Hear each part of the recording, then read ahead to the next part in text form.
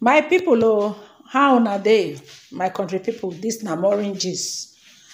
I throway salute, oh, I welcome you guys, my people. I don land with another informate when e be say e just land onto our cabal. My people, a prophet and a renowned seer don come with a big ogbonge prophecy when e be say e dey shake the internet as me una dey talk concerning Yul Edochie, my people. The prophecy when e be say e come for Yul Edochie na very fearful one. Very, very fearful, my people. No be small thing. Wow, who do Yul Edochie this whole thing? My people, una know say this whole thing when e be say they play for Yul Edochie marriage na unto spiritual attack. Yes, a lot of people no know. The man of God, in fact, not even the renowned seer and the renowned prophet, he talk a lot of things, and he don't caution Yul Edochie. He said a lot of things, my people. Yeah, my country people, una know say Yul Edochie used to be a very promising, handsome young man. Even though self say we no know say na Queen May na im dey patch am up. Na the truth be that we no know say Queen May was patching him up. We're thinking that Yul Edochie na that type of hardworking person, but we no know say our beautiful royal Queen May in the life of Yul Edochie was a sort of cover up for Yul Edochie. Queen May patch in life to the extent of the way they take project Yul Edochie to way the congregation of Igwe Madu. We were looking at Yul Edochie like a very sensible man and a very hardworking man and a focused young man. We no know say na the focus of Queen May na they tell on him. So immediately Queen May is out of this whole thing. You see the loophole. Yul Edochie, I won't tell you guys lie.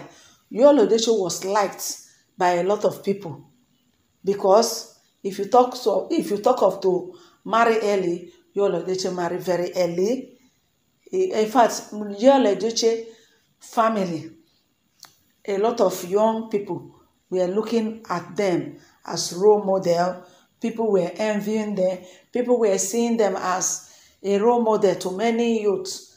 That, in fact, if to say Yul Edochie is still with Queen May, if not be this whole thing when it be say happen, you will get that capacity, you get that capability to contest, and a lot of people will come and support him for governorship. And they say so. Yul Edochie don almost reach there, not until Judy Austin was programmed into his life, and he didn't know how to go about it. That is why this prophecy, when it be say come for you, they don't tell him how to go about this whole thing. But Yul Edochie now watching thing, he not dey hear word. As soon as see Yul Edochie, he doesn't listen to advice. He doesn't listen to people. If Yul Edochie dey listen to advice, I remember one prophetess Francisca, when he advised Yul Edochie, advise am a day to, in fact, that month when the be say Kambili by the prophecy came. They call Yul Edochie, tell am say do like this, do like. Yul Edochie no hear. He was carried away. Now, according to these prophets, when they be say come out to come talk, to come issue serious eye opener and warning to Yul Edochie, say Yul Edochie, you know to get that time. That luxurious of time, you no get them again. Now, wetin this prophet they tell him. He say, Yul Edochie, you see that time when we say you get, today they do guy, today they do this, in all day again. See you see old age. Whether you like it or not, as they break, you are getting old, you are not getting younger. According to this prophet, he told say Yul Edochie is now somebody na do am this thing. They program shame into the life of Yul Edochie. They program shame into the life of Yul Edochie. Shame into the life of Yul Edochie. Now wetin e talk.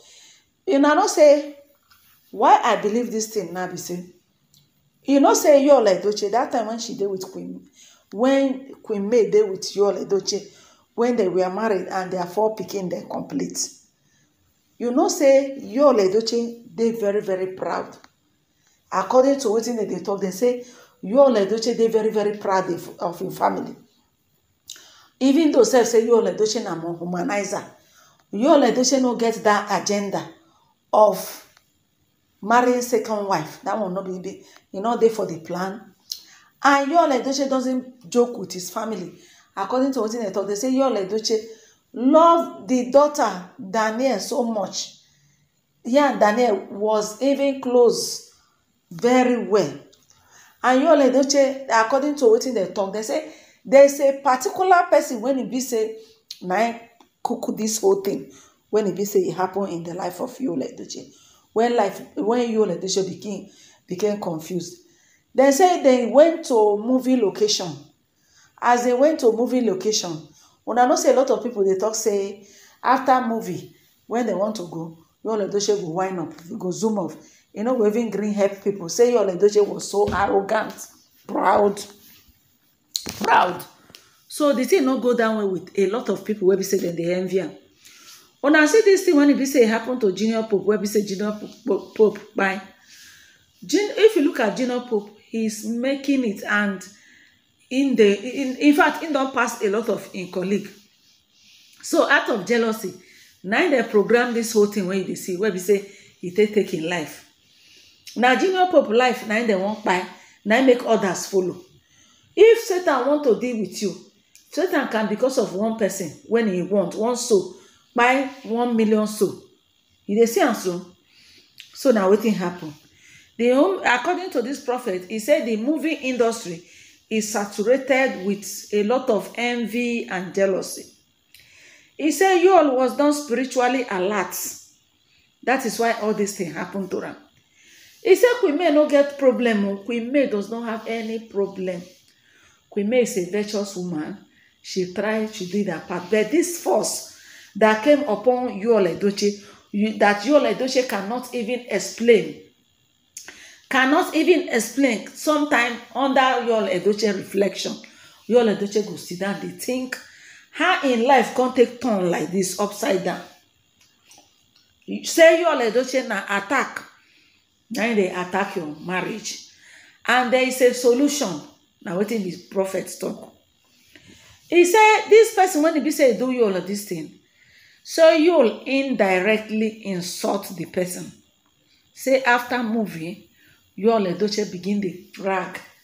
They talk about his wife, how his wife take be a destiny helper to Ram, how his wife be this, how his wife na CEO extraordinary. He was praising the wife. Now the person can't go invoke this spirit, because they know say Judy Austin was dating Yul Edochie. They can't go invoke, because Judy Austin na marine. Judy Austin na marine, whether I like it or not, she's a marine. Even from all this call, all these names, when they say in they call Yul Edochie, Judy Austin is not a Christian. You know the church when it be say they go, you know they go and wear. Judy Austin na juju server. He believe in idol. He believe on shrine more than this God where we dey call so. That is na native woman, na local native woman, na woman when he be say he believe in all this African traditional religion. Judy Austin they consult Babalawo. That is the kind of person where she be. Somebody like Queen May leg never step house of juju for one day. Queen May leg never step house of juju for one day. You dey see am so? So Yul Edochie, according to this prophet, he say dem program this thing from the spiritual realm, using Judy Austin to attack a marriage. Because of Yul Edochie was not spiritual alert, the thing when e be say Judy Austin give her make it chop, that only God go save her. He said Yul Edochie don't go far. He said they don't give Yul Edochie position for Marine Kingdom. Yul Edochie has a position in Marine Kingdom. That is why anyhow we be say una they do so. Anyhow what they do. Nothing we be say una fit talk where Yul Edochie go here.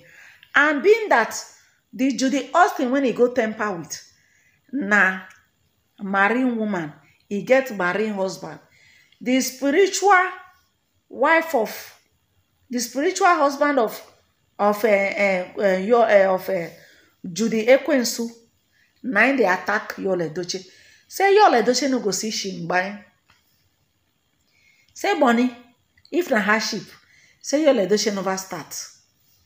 Say the only thing wey be say go stop this hardship now when Yul Edochie break himself out from this shackle of Judy Austin. Say if not so, hey, he go use Eze Kpeekwere. He go suffer. That is anywhere put out all this one be say Judy Austin don't carry and go see some kind spiritualist. They can't tell us say make he do sadaka for children. He say Yul Edochie never see anything. He say all this one when Yul Edochie they go do Jagaban with Fist Nigeria, say he dey fool himself. He say how Yul think say he go even enter that politics when everything about her don rasa. Everything about Yul Edochie don rasa, as in don scatter. Anyway, we be say Yul Edochie put on kete kpokpo. He said na Judy Austin's spiritual husband na they attack, na they do Yul Edochie. But according to wetin this prophet talk, he said this whole thing when be say happen to Yul Edochie, say na the person when he be say Yul Edochie offend, na invoke this whole calamity when he be say before Yul Edochie using polygamy. Using polygamy. He says, see, he don't offend you, Queen May. He don't offend Queen May, so Queen May spirit is grief. Say Queen May no need to even open mouth cause am. Queen May no need to do anything to her. Say but he don't break that law and the serpent will bite. No be small thing. This man said a lot of things to the extent of when I hear the whole thing, fear come dey catch me for Yul Edochie. Fear come dey catch me for Yul Edochie because how that go fit tell me say somebody like Yul Edochie now, okay, make una see the way things they go on for her. Things no dey work well for her. Queen May carry all the grace, no one will remain for Yul. No one, Judy, Yul is just empty.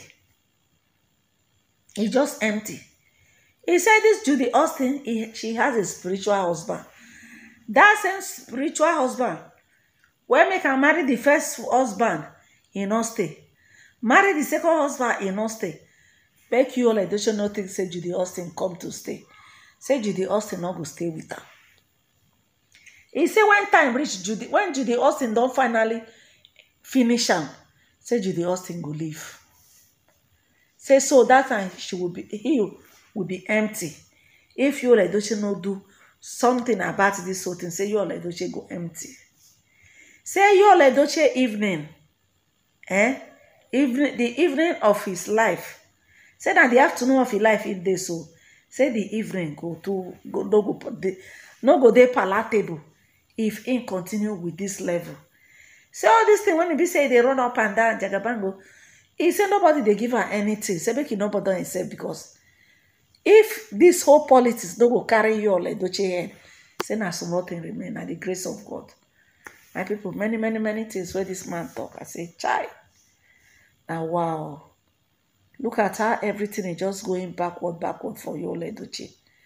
Yul Edochie has nothing to write home about. Since 2 years now, Yul Edochie is strong. Since 2 years. You can't when we say Yul Edochie they use since. Nice in they use.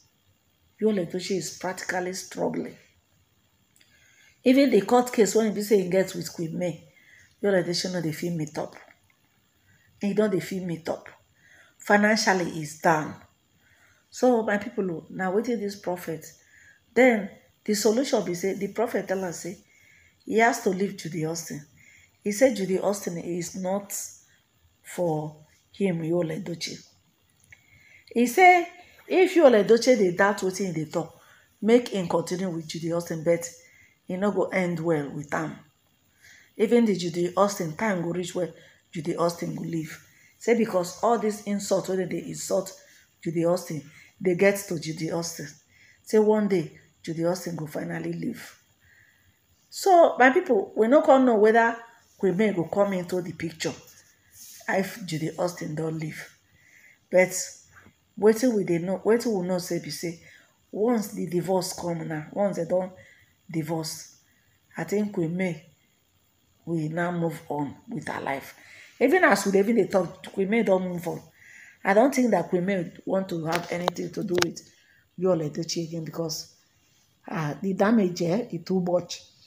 So my people, na this one I say, where I call let una know say one ogbonge prophet don come out to come issue serious talk, say serious prophecy concerning Yul Edochie. Say this whole thing, when it happened to Yul Edochie, na attack for from a marriage, and a person for Nollywood industry now project this whole calamity using Judy Austin. And Judy Austin gets spiritual husband when he be say now they make Yul Edochie the poor. Say Yul Edochie no go fit see him by.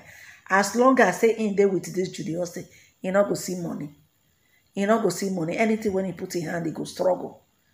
Now waiting the prophets talk. So is that left for Yul Edochie to know whether he go continue the suffer, or he go take that bold decision and make a decision to fly, come off from this whole suffer where be say day. And I don't know why the family of Yul Edochie leave him into this whole thing. Family, no, they keep quiet like this when things they spoil. All right, my people, this time Orange News.